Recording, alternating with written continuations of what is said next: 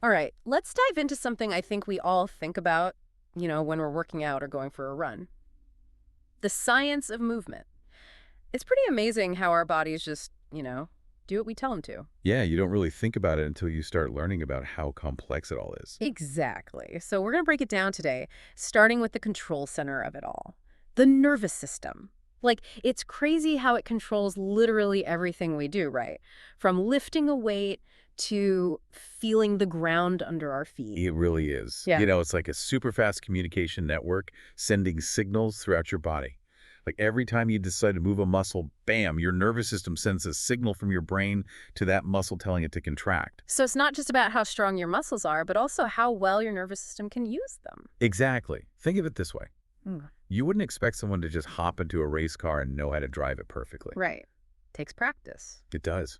Well, your nervous system needs practice too, especially when you're doing complex movements like lifting weights or trying a new yoga pose. So basically, my nervous system needs training just like my muscles do. Absolutely. Every time you practice good form, you're sending those clear signals to your muscles, and your nervous system is learning to recruit the right muscle fibers at the right time. So it's all about teaching my body to move with precision and power. Exactly. And over time, that leads to, well, better coordination, strength gains, and probably most importantly, helps you avoid injuries. That makes total sense. Okay, so then where do muscle fibers fit into all this? I know there are like different types, right? But what's the difference in terms of working out? It's a bit like having different engines for different tasks. You've got your slow twitch fibers, which are all about endurance. They're like the diesel engine in a long-haul truck, efficient and built for going the distance. So those are crucial for like runners, right? Sure. Oh, absolutely. Slow twitch fibers are your best friend for endurance. They use oxygen so efficiently to just keep you going mile after mile. Then you've got your fast twitch fibers, and those are like the engine in a sports car, powerful, explosive, but they burn out faster. Which explains why sprints are so intense, but they're over so quickly. Yeah, exactly. So how do you train these different types of fibers? Like if someone wants to improve their speed, what should they do? Well, if you like running, incorporating speed work into your routine can really help develop those fast twitch fibers. Think short bursts of intense effort, like hill sprints or interval training. It's like giving those fast twitch fibers a wake-up call. So it's all about like adding variety, right? Exactly. So for But people who are into strength training, both types of fibers are super important. makes sense. So lifting heavy weights, fewer reps, that's mainly targeting those fast twitch fibers for strength and power. But then if you do lighter weights with higher reps, that brings the slow twitch fibers into play for building muscular endurance. So like a balancing act, you got to train both types of fibers. Exactly. And knowing how to target each type allows you to really customize your training plan to meet your specific goals. It's about working smarter, not just harder. I love that. So we've talked about the nervous system sending signals, muscles contracting. What about our bones? They've got to be playing a pretty big role in all of this, right? Absolutely. The skeletal system is like the framework that literally holds us up. It provides support, structure, and protection. And the really cool part is that it's constantly adapting to the stresses we put on it. Okay, so when we talk about bone health, what's the most important thing to remember?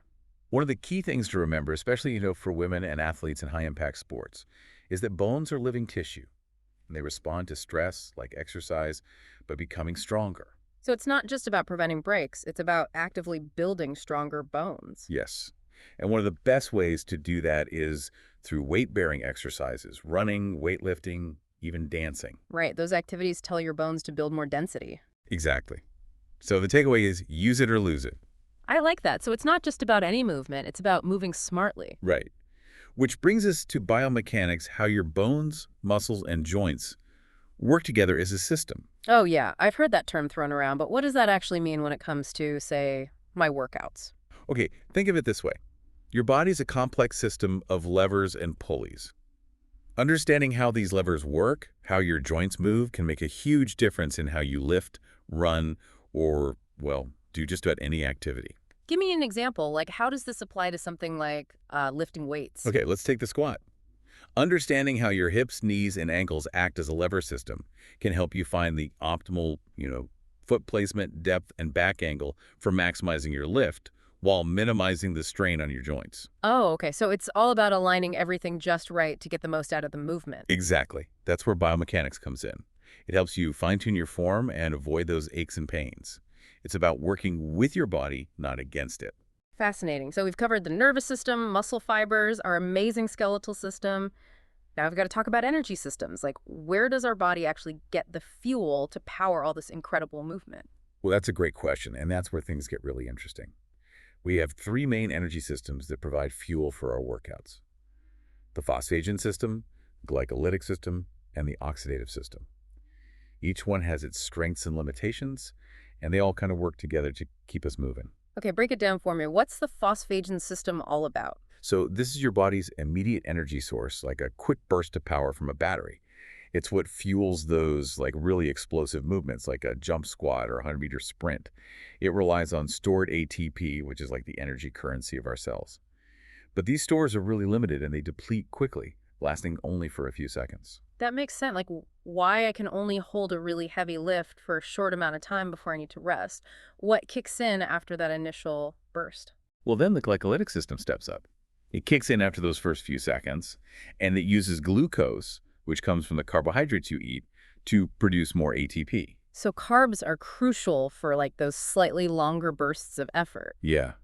The glycolytic system is what powers those really intense workouts lasting up to a couple of minutes, like high-intensity interval training or a tough set of weightlifting. But it has its limits. It produces lactic acid as a byproduct, which contributes to that burning sensation you feel in your muscles when you're pushing hard. Ah, so that's what that burn is. And finally, the oxidative system. That's the one for endurance, right? You got it. Yeah. This is the king of long-term energy production.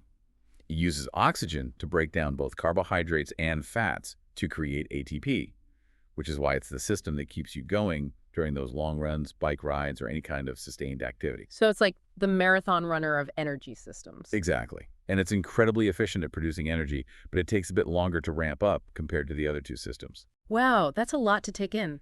I never realized how much is going on inside my body every time I work out. Right. And we've only just scratched the surface. So, okay, we've covered how the nervous system calls the shots, muscles contract, bones provide structure, and even those energy systems that fuel it all.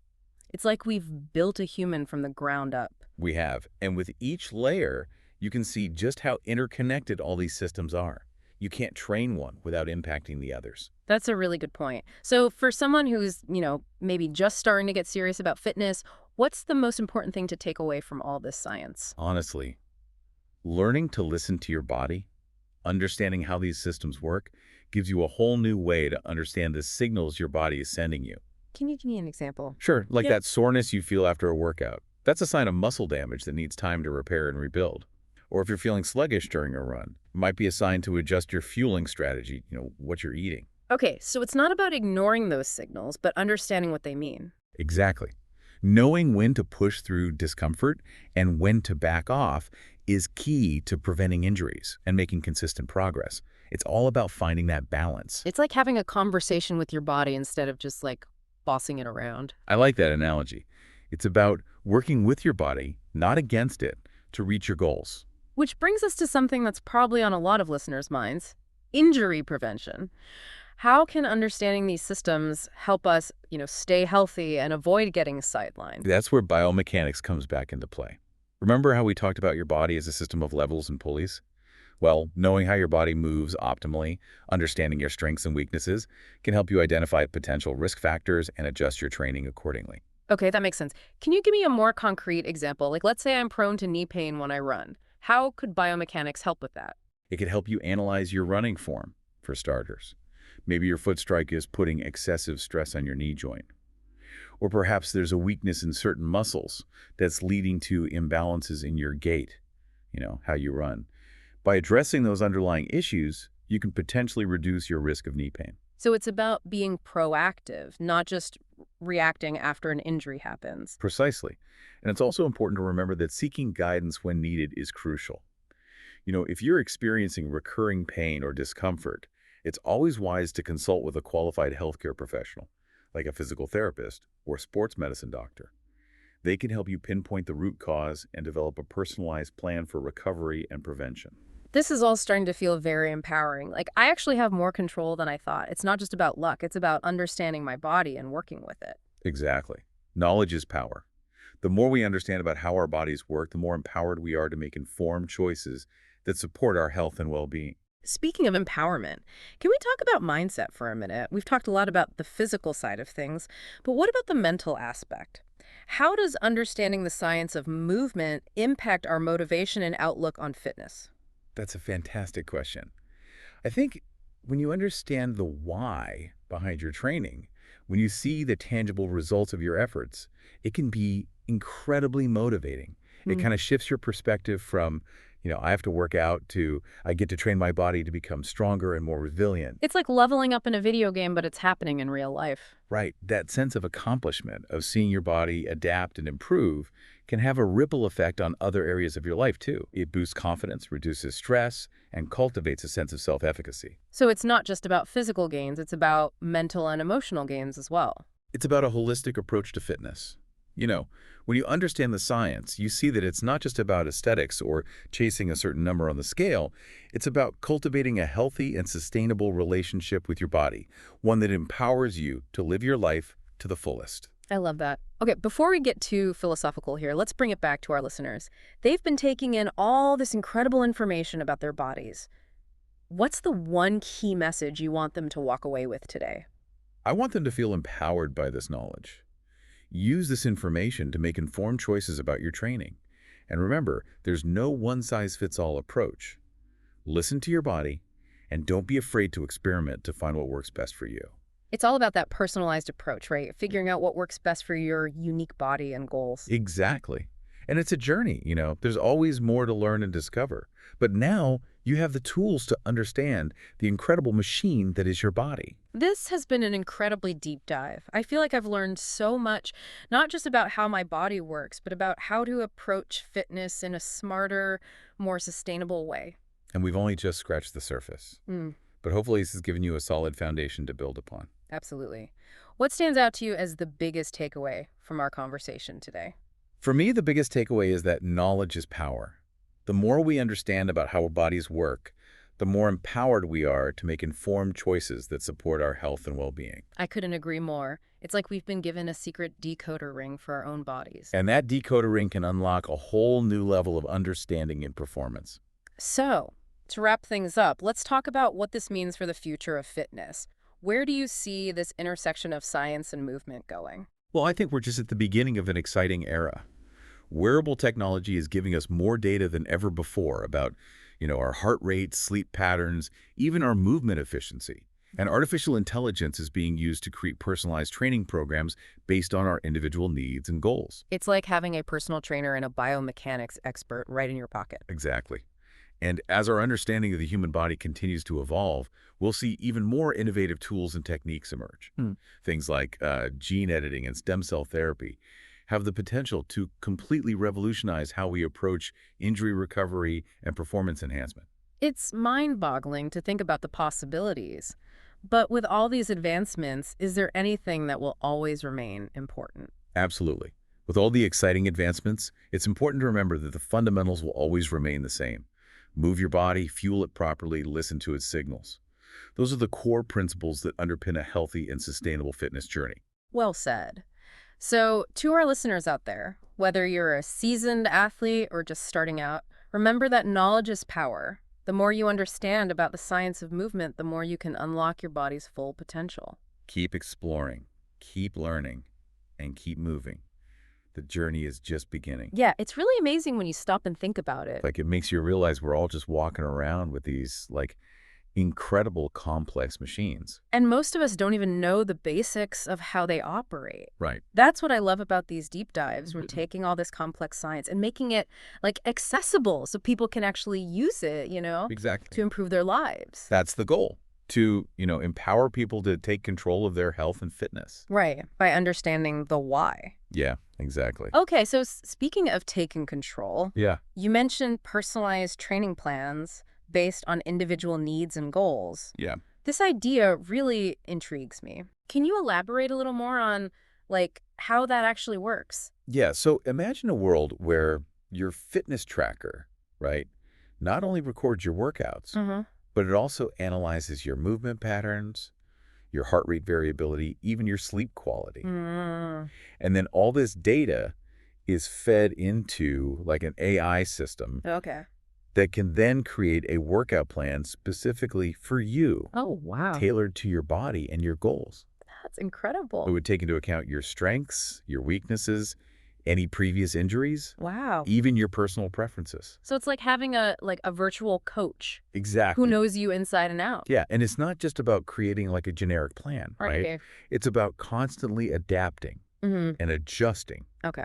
based on your progress and feedback. So if you're not seeing the results you want, or if Right. you're starting to feel pain, the system can modify. Exactly. Oh, wow. That's next level, right? Yeah, it's not just about pushing harder, Right.